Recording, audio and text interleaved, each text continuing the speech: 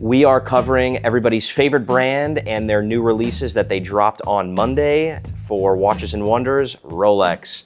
Some of the highlights from Monday's releases are a couple of new models, a couple of recycled models, and some new dials. All in all, I think like my grade, if I was to give a grade, is somewhere in that like B to B plus range, mostly because they didn't reinvent the wheel, but they did come up with some pretty cool new drops. Starting with kind of what might be the most controversial of all of the releases is the new Land Dweller.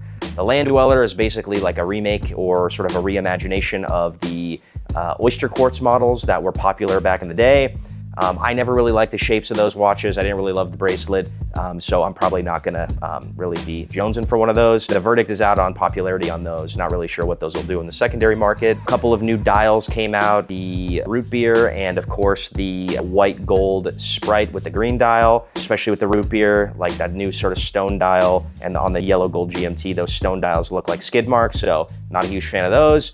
But I think those will be super popular because there hasn't really been a stone dial release in some time. When it comes to the Daytona lineup, Tiffany blue dial on the Oyster Flex is obviously gonna go nuts. Everybody loves Tiffany blue. And then when you pair that with a Daytona, I don't think like there's gonna be a soft market for that watch. Sky Dweller, there's a new yellow gold Sky Dwellers with the green dial. You have the new 1908s actually with the Jubilee, which I actually prefer. I think those are very sexy. And then, you can get into the discussion of all of the off-catalog pieces. Some of like the gem set Daytonas that came out.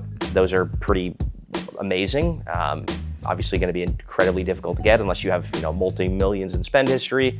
So we'll see how those do on the gray market. And then honestly, like the sleeper pick for me, truly, like the winner is honestly the OP lineup. Like I love, like one of my new favorite watches might be Pistachio OP.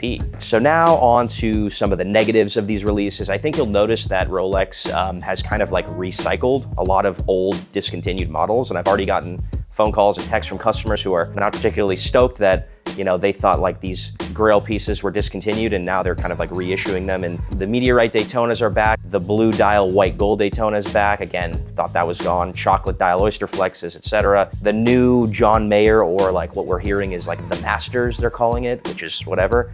But I think like all in all, they did a really good job with all of these new releases, but I just don't love like recycling old ideas. Like, let's innovate a little bit, let's have some fun, like let's change up the market a little bit. Like I'm not asking for much, but maybe give me a little something better than maybe like a 50 millimeter deep sea challenge. That's all I'm saying.